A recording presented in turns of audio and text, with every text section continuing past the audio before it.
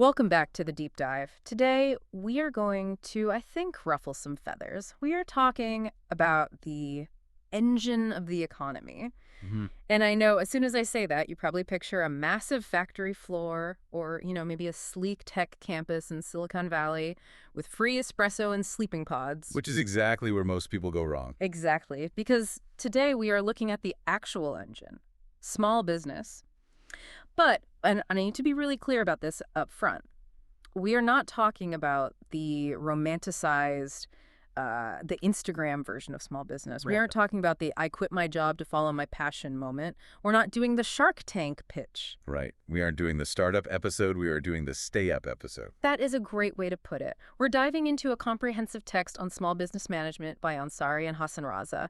And honestly, I thought I knew this topic. I thought, okay, mom and pop shops, local pizza place, I got it. Sure. That's what everyone thinks of. But the very first statistic in this book completely knocked me sideways. You're talking about the innovation stats? Yes. Okay, listen to this. The source says that small businesses produce 13 to 14 times as many patents per employee as large firms. It's a staggering number. 13 to 14 times. I mean, that sounds fake. When I think of innovation, I think of billion-dollar R&D budgets and guys in white coats at Apple or Google.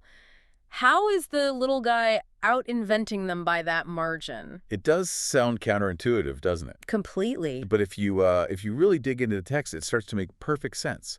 Large corporations, they're like ocean liners. Right. Massive and powerful, but slow. Incredibly slow. Yeah. They are powerful, yes, but they take 5 miles just to turn around. They have bureaucracy, they have committees, they have risk-averse shareholders. A small business, it's a jet ski. So it's all about agility. It's about agility, but it's also about hunger. I mean, the authors point out that small businesses employ over 50% of the entire private sector workforce, and they're often working with fewer resources, which forces them to be creative. They don't innovate because they have some massive budget. They innovate because they have to in order to survive. Necessity is the mother of invention, after all. That's it exactly. That sets the stage perfectly. So we are dealing with a sector that is nimble, hungry, and frankly, massively important. But let's get into the meat of the book. The title is Small Business Management. It's not small business creation. Why is that distinction so important? This is one of my favorite parts of the text because it really separates the entrepreneur from the manager. Okay. We use those words interchangeably, in casual conversation, but they're totally different skill sets. Right. Entrepreneur sounds cooler. It sounds like you're on the cover of a magazine. It does. The word actually comes from the French to undertake. Mm. It implies starting something, the spark, the risk-taking act of creation. The idea phase. Yes. But this deep dive is about what happens after the ribbon cutting. The authors argue that the skill set required to start a fire is very, very different from the skill set required to keep a steam engine running efficiently for 10 years. So we're moving from idea guy to operations guy. Precisely. And this is where the rubber meets the road. I mean, you can have the best idea in the world, but if you lack the management skills, the planning, the finance, the strategy, you just become a statistic. Speaking of statistics, we have to address the elephant in the room, the scary number. You know the one I'm talking about. Oh yeah, the 90% failure rate? Yes, everyone says it. Don't start a business, 90% of them fail. It's terrifying. Honestly, if I heard that 90% of parachutes failed, I wouldn't go skydiving. Of course not. Why would anyone sign a lease with those odds? Is the reality actually that grim? It keeps people up at night. Yeah. But here is the thing, and the authors are really adamant about this. That number is misleading. It's a data problem. How do you mean? Dead is dead, right. If the business is gone, it failed. Not necessarily. Yeah. In the government stats, discontinuance is often counted as failure. But let's run a scenario. Imagine you start a small consulting firm. Okay. You run it for 3 years, you make a decent living, you pay your bills. But then, let's say Google calls you up. They love your work, and they offer you a VP role with a massive salary and stock options. I take the job. Immediately, no question. Right. You shut down your consulting firm to take the job. The business ceased to exist. In the stats, that looks like a failure. But in reality... That's a win. That's a huge win. I leveraged the business into a better career. Exactly. The source calls this a failure of opportunity cost. You closed the shop not because you went broke, but because you found a better way to make money. Or maybe the owner retired. Or retired. Or sold the client list. The point is, discontinuance doesn't always mean bankruptcy. Okay, that makes me feel a little better. It's not always the bank coming to padlock the doors. No. In fact, the bankruptcy slice of the pie, where creditors actually lose money, is much smaller than the general quitting slice. However, I knew there was a however. when businesses do genuinely fail, I mean crash and burn style, the source is brutal about the reason. It's not the economy. It's not the competition. Let me guess, it's the manager. Managerial inadequacy. It is perceived to account for 2/3 of failures. Ouch. So it's user error. What does that actually look like, though? Is it just being bad at math? It's deeper than that. It's behavioral.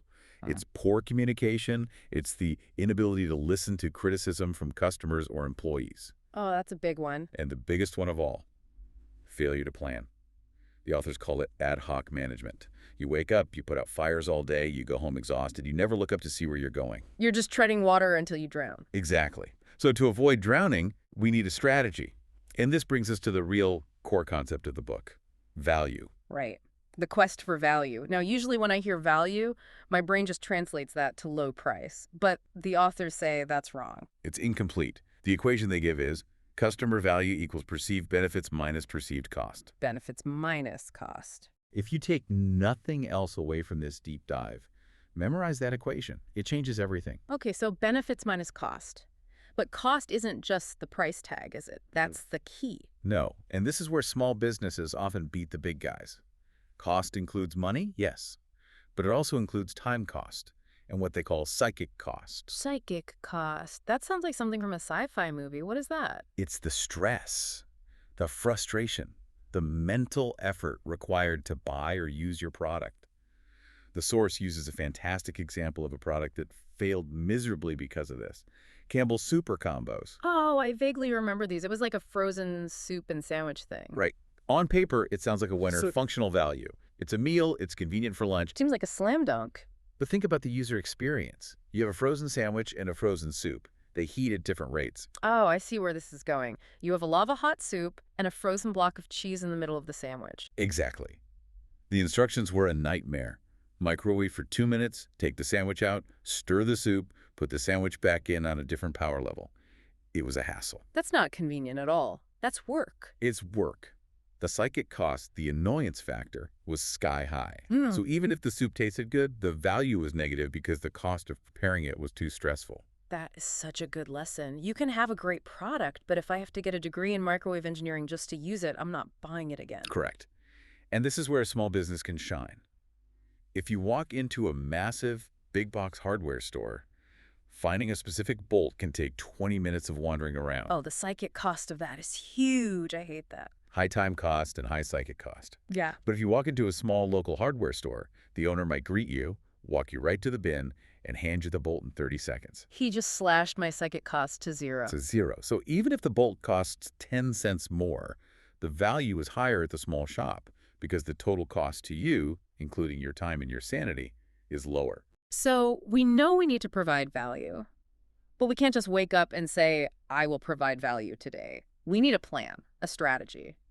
The book leans heavily on Michael Porter here. Yeah, the classics, Porter's generic strategies. And essentially, you have 3 lanes you can pick. The trick is you cannot be in all 3. Okay, lane 1, cost leadership being the cheapest, the Walmart strategy. And generally, the experts say, don't do this. Just avoid it if you can. Why not? Everyone loves cheap stuff. Because you can't win. Walmart wins because of something called economies of scale. They buy 10 million rolls of toilet paper, so they get them for pennies. You, as a small business, you buy 100 rolls. You just cannot compete on price without bankrupting yourself. Unless there was that one loophole the book mentioned, the family luncheonette. Ah, yes. The one exception that proves the rule. If you run a family restaurant and you own the building so there's no rent. And you bought your equipment used 10 years ago, so no debt. And your family works the shifts, so your labor costs are super low. Then yes, you can actually be a cost leader in your little neighborhood. But that is a grind. It's very hard to scale that. Okay, so probably skip lane 1, lane 2, differentiation. This is being unique. You aren't the cheapest, but you are the best, or the coolest, or the most specific. The source loves the example of Kogi BBQ in Los Angeles. The taco trucks, I've heard of them. They're legendary. They didn't just sell tacos. They created a fusion product, Korean BBQ tacos, which didn't really exist before. But their differentiation wasn't just the food. It was how they sold it. Exactly. They used Twitter, which was pretty new at the time, to announce their location each day. So they created a scavenger hunt, a mobile event. Right. They turned buying a taco into an experience. They created exclusivity and urgency. That is differentiation. You can't get that feeling at Taco Bell. I love that. And then there's lane 3, which the book calls the superpower of small business, focus. Also known as niche. This is where you focus on a very specific geographic area or a very specific type of customer, and you basically ignore the rest of the world. The example they gave was California Cart Builder. Right. Now imagine you are a vehicle manufacturer. You could try to make sedans, trucks, vans, and you'd get crushed by Ford and Toyota. There's no chance. California Cart Builder said, no, we make one thing. We make catering trucks. That's it. That takes a lot of discipline, though, to say no to business. If someone comes to them and says, hey, can you build me a regular delivery van? They have to say no. And that is the hardest part of strategy. Strategy is defined by what you don't do. By focusing only on catering trucks, they became the absolute experts. They know the health codes, they know the specific equipment, they know the layouts. They own that tiny pond. So pick a lane. Don't try to be Walmart, be Kogi, or be California Cart Builder.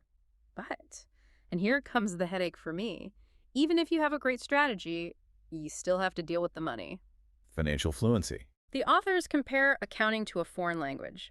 They say if you have a friend speaking Chinese and you don't speak Chinese, you have no idea what they're saying. It's a perfect analogy.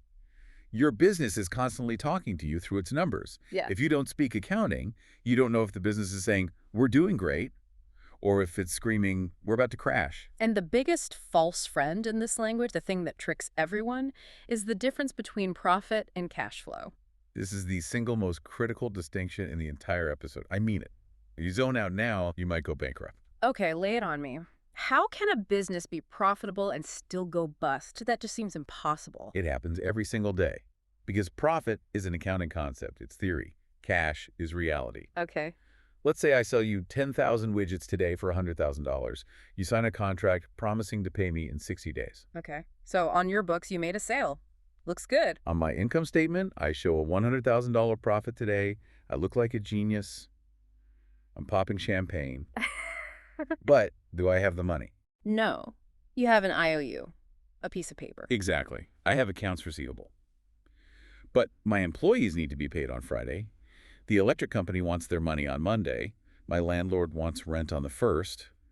They don't accept IOUs from my customers. So you're rich on paper, but you are broke in the bank account. And that is how you die. That's why the source quotes Fred Adler.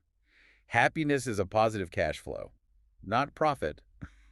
Cash flow. This brings us to that case study of Acme Enterprises. This part of the book really scared me. It should. It's a classic business horror story. So walk us through it. On the surface, Acme looks like they are growing, assets are up, sales are happening. Why were the authors freaking out? Because they looked past the surface. Yeah. They looked at the ratios, specifically the current ratio and the quick ratio. Okay, let's break those down. No jargon. What is the current ratio? It's basically asking, for every dollar of debt you have to pay right now, like within a year, how many dollars of assets do you have that you could use to cover it? The old can I pay my bills metric, and you want that to be at least 1-to-1, right? Okay. A dollar for a dollar. At a bare minimum. Yeah. Ideally, you want $2 for every $1 of debt. But Acme, they were sitting at 0.83, and over 5 years, it had slid down to 0.60. Ouch. So for every dollar they owed a supplier, they only had 60 cents on hand. That's a slow-motion car crash. It is. But wait, it gets scarier. The authors then apply the acid test, or the quick ratio. The acid test. Sounds intense. It is. This is where you look at your assets again, but you aren't allowed to count your inventory. Hold on. Why take out the inventory? If I'm a shoe store, my shoes are worth money. They are assets. Why can't I count them? Because of the speed, hence the quick ratio. If you have a payroll crisis on Friday afternoon, you cannot magically turn 1,000 pairs of shoes into cash in 1 hour. Not without selling them for pennies on the dollar anyway. Right. Inventory is an asset, sure, but it's not liquid.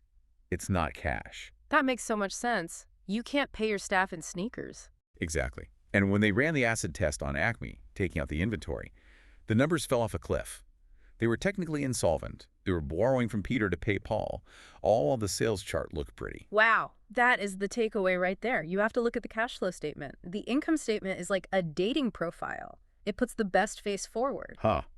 That's perfect. The cash flow statement is like seeing them first thing in the morning without coffee. It's the truth. It tracks operations, investing, and financing. It tells you where the actual dollars are moving, not just the promises. Okay, so we've survived the financial audit. We're still standing.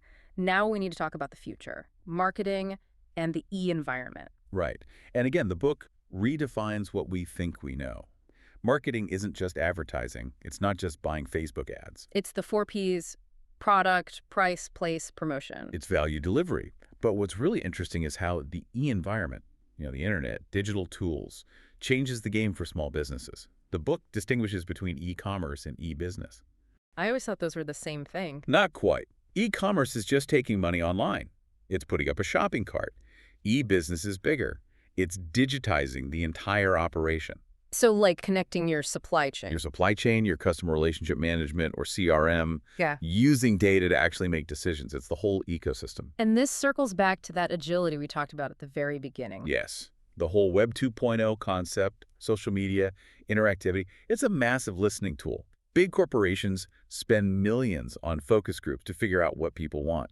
A small business can just look at their Twitter mentions. It connects back to psychic costs, too. If I'm a business owner and I see 5 people complaining on Instagram that my shipping takes too long, that is direct data on psychic costs. That is pure gold. And because you are small, you can fix it tomorrow. A big corporation would have to form a committee to investigate the shipping protocol for Q3. You can just change carriers. Right. That voice of the customer is louder and clearer for small businesses if they choose to listen. If they choose to listen. That's the key phrase right there. It is. Now, we've covered a ton of ground. We've gone from innovation to strategy to the nitty-gritty of accounting. But there is one final thing in the source material that we haven't touched on. And it's the most, the most human part of the whole book. The family business. The source mentions that family businesses account for 50% of GDP. That is huge. But they face a challenge that Walmart, well, maybe not the Waltons, but most corporations don't face, the intersection of heart and head. This is where managerial inadequacy gets really complicated. It's one thing to fire an employee because they are underperforming. It is a completely different thing to fire your VP of sales when he is also your brother. And you have to see him at Thanksgiving dinner 3 days later. Exactly.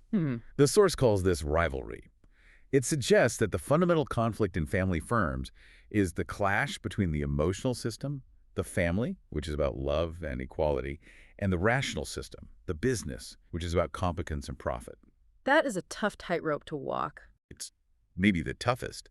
And the successful ones, the ones that last for generations, are the ones that can separate those two worlds. They have to treat the business as a business, not as a family piggy bank or, a daycare for incompetent relatives. It brings a whole new layer to psychic cost, doesn't it? The psychic cost of family conflict. It does. Managing that dynamic might be the hardest management skill of all. So let's wrap this up. We started this deep dive thinking about small business as the underdog. But after getting into this book, I'm realizing it's more like the special forces. That's a good analogy. They are smaller, yes, but they are more innovative, they are more agile, and they are closer to the ground. But only if they respect the rules of the game. Right. If they fall into the trap of ad hoc management, if they ignore the psychic cost to their customers, or if they confuse profit with cash, Then they fail. they fail. Not because they're small, but because they aren't managed well. So here's the challenge for you listening. Whether you are running a 10-person shop, thinking about starting one, or just working in one, take a look around tomorrow. Ask yourself, what is our strategy? Are we trying to be Walmart when we should be California Cart Builder? And ask, what is the psychic cost of doing business with us? Are we, making it hard for people to give us money? And please, for the love of everything holy, check your cash flow statement. Check the cash flow. Always. That's it for this deep dive into the engine of the economy. Thanks for listening, and we'll catch you on the next one.